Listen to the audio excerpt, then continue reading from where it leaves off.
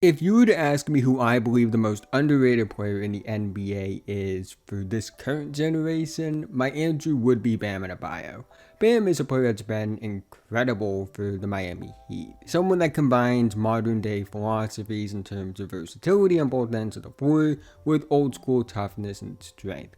He's made massive strides on the offensive end since entering the NBA. He's one of the best defensive players in the NBA. And he's a big reason as to why the Miami Heat have been one of the more prominent teams in the Eastern Conference in the post-LeBron Wade era. In this video, I want to talk about what makes Bam such a special player and why he deserves a lot more respect among general NBA fans. But quickly before we go any further, if you're new and like basketball, I'd really appreciate it if you would like, subscribe, hit the notification bell to be notified whenever I release a video. I make videos about basketball all the time, and liking and subscribing are the two best ways that can help me out in the YouTube algorithm, help support the channel, and help me reach my goal of 10,000 subscribers by the end of the year. Let's try and get 100 likes on this video so YouTube will recommend it to others. Anyways, let's talk about Bam Adebayo.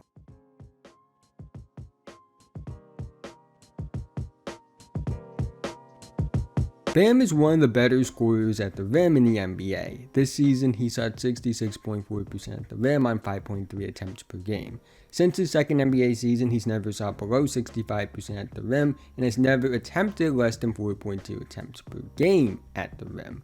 Since his third NBA season, he's also never been below the 90th percentile in rim attempts. He's a powerful athlete at the basket. He's vertically explosive, he's incredibly strong, he has really good movement skills, he runs the floor well in transition with and without the basketball in his hand, his feel as a cutter and roller are also really good, his athleticism allows him to thrive as a play finisher, and he has a handle that allows him to attack the basket on the ball. Like with the rest of his game, what stands out the most with Bam at the basket in terms of scoring is the versatility. Having a player who can play off of others and thrive, while also being able to take matters into his own hands, is incredibly valuable. It makes Bam someone that's more versatile and lineup flexible. It allows him to play with many types of players in many different roles, and on top of that, he's very competent in terms of drawing fouls. Since his third NBA season, he's never been below the 94th percentile in terms of free throw attempts. So really, he's the complete package as a rim scorer. He has the feel and athleticism as a play finisher and transition threat. He has the skill as an on-ball slasher. He can draw fouls. This alone makes Bam a very valuable and effective player, let alone everything else in his game. Where Bam has made the most growth as an offensive player has been in his ability to create offense on the second level of the court. According to Clean the Glass this season, he shot 49.8% on 7.2 short mid-range attempts per game and 33.3% on 2.2 long mid-range attempts per game. Short mid-range attempts are shots between 4 feet and just within 14 feet, and long mid-range attempts are shots between 14 feet and just within the 3-point line. While the long mid-range efficiency isn't great, the fact that overall he is shooting 44.3% on all mid-range jumpers, while also being in the 98th percentile in terms of total mid-range volume, is very encouraging, especially considering he wasn't a shooter entering the NBA. He shot 65.3% on his free throws at Kentucky, and his mid-range growth is legit. He's made it a real part of his game. The fact that he's been shooting 76.1% at the line on 5.5 attempts per game since becoming a full-time starter in his third season is also a very positive indicator. And like I said with his rim scoring, the versatility is key. He can create on the ball in the mid-range area. He can also pick and pop in the mid-range area. While Bam isn't a big-time three-point shooter, in fact, he's not even a three-point shooter at all, to be honest with you guys, the fact that he is a very effective scorer on the second level of the court has been a big reason he's reached a star-level outcome. It's given defenses another area they have to worry about other than his ability to score at the basket. This is very important because Bam is clearly most effective as a scorer at the rim, and the fact that teams are going to focus on his ability at the rim the most means that he has to have leverages, because that's important. Having a skill that can complement your main one. So that defenses have to focus on more outside of what makes a player most effective on offense. And Bam developing that mid-range creation ability is why he's not just a play finisher and slasher. It's taking him from a guy that projected to be like a DeAndre Jordan, Andre Drummond in their prime type of offensive player to a legit star level offensive player in the modern NBA. It may not be a 25 plus point per game outcome. It's not like he's Jokic or Embiid, but it's more than enough to say that Bam is actually somebody that is a star on offense. He's not just a traditional drop big in that sense. It makes him one of the more effective on-ball scorers at his position, while also being incredibly versatile. But what truly makes Bam a star-level offensive big is the playmaking. Bam has every tool you look for in a playmaking big. His vision is really good. His feel for the game is very high. And what has been a trend for everything I've said in his game so far, the versatility is what makes him so valuable. He can be on the ball as a passing playmaker. He can run pick and rolls as the ball handler. He can make plays as the handler in transition. He can also make plays driving to the basket on the ball, finding cutters and shooters. But at the same time, he's also very good as a connecting playmaker as well. He can make reads off the roll and off cuts very effectively. While Bam averages his 4.2 assists per game since becoming a full-time starter, and he's averaged under 4 assists per game over his last 3 seasons, it's very clear that he's one of the best playmaking bigs in the NBA when you watch the tape. And his first 2 seasons as a full-time starter, so he can handle at least moderately high usage as a playmaker, as he did average 5 plus assists per game in those seasons. But he also doesn't need to average a ton of assists per game to have a positive impact as a playmaker. And when you combine that with his versatility as a scorer on the first and second levels of the court, you get a pretty complete offensive player and a starting level big. Bam is also a very good rebounder. He has the athleticism and strength, he has a great motor, he positions himself well, and while his height does limit him at times, it clearly hasn't stopped him from being effective in this area. Since his second NBA season, Bam hasn't been below the 90th percentile in terms of offensive rebounding, which is very valuable because it creates extra possessions and opportunities for his teams.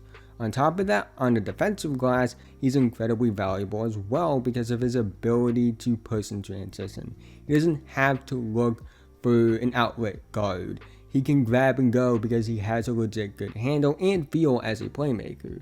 And that's something that is valuable. Having a big that can create a fluid transition sequence is more valuable than you think, even if it is becoming more common with starting level bigs now.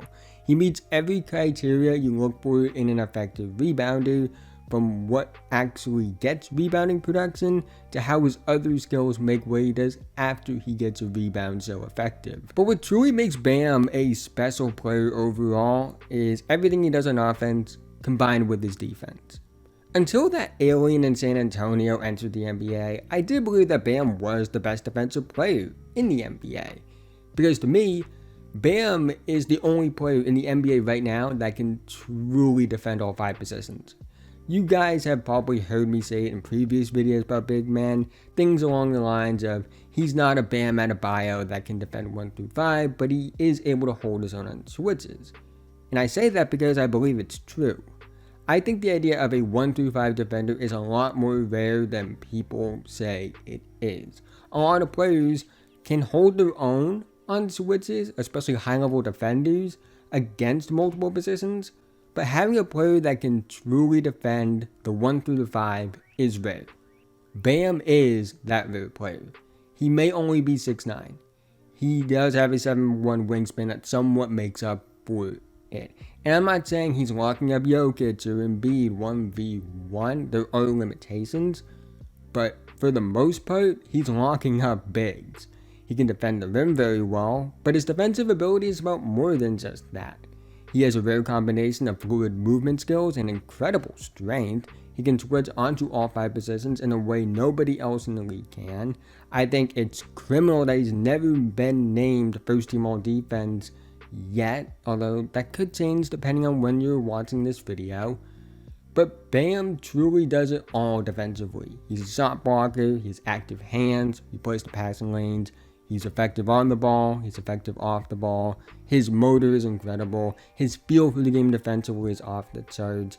He's the most positionally versatile defensive player in the league, one of the 3 best defensive players in the league in my opinion, and one of the best defensive players we have seen in a very long time. Bam Adebayo is one of the most complete players in modern NBA history. Outside of 3-point shooting, he really does it all. And even then, it's not like he's Ben Simmons and he can't shoot free throws or is a non-shooter in terms of any level of the court. He's a great play finisher, he can attack the basket on the ball, he's someone that's a good mid-range shooter that can pick and pop as well as create looks for himself. He's a great playmaker on the ball and as a connector, good rebounder on both sides of the glass that has skills to make what he does after getting a rebound incredibly valuable. And he's an all-time great defensive player, one of the few true 1-5 defenders in NBA history. I'm not here to say Bam is on the level of Nikola Jokic or Joel Embiid. I'm not here to say he's Victor Wembanyama. What I am here to say is that he's one of the best bigs of his generation regardless of that. This is an absolute star that any team would love to have. He's effective, he's productive, he plays well off of others, he's incredibly valuable on both ends of the floor. And really among big men, he's the ideal co-star. What makes co-stars so effective is their ability to thrive on and off the ball. Guys like Jamal Murray, Tyrese Maxey, Paul George, Kyrie Irving. But co-stars aren't limited to just guards and wings. And among bigs, Bam stands out the most to me as that perfect co-star. Someone that can get you 18 to 20 points per game, 10 rebounds per game, 3 to 5 assists per game on offense, while also being really efficient. Someone that can thrive next to a creator and also create for himself, and then add elite defense on top of that. While he hasn't made an All-NBA team in his career yet, he is someone that plays well enough to justify in the right context as a fringe All-NBA caliber player. Given what Bam brings on both ends of the floor, he is one of the 30 best players in the NBA in my opinion, and someone that deserves way more respect among the general public than he seems to get. But that's the end of this video. If you made it to this point, thank you so much. Again, haven't already, like, subscribe, hit notification bell, notified whenever I release a video. I make videos about basketball all the time, and liking and subscribing are the 2 best ways can help me out in the YouTube algorithm, help support the channel, and I'll be reaching my goal of 10,000 subscribers by the end of the year. Let's try and get 100 likes on this video so YouTube will recommend to others. Let me know what you think about Bam Adebayo in the comment section below. How good do you think he is? Do you think he's overrated, underrated? How would you rank him among the best players in the NBA? I'll do all of that down below. Sorry for the lack of uploads. They're going to be a bit more sporadic over the next at least month or so. I'm in the process of moving right now, and I'm only going to be getting videos out when I can because of this process.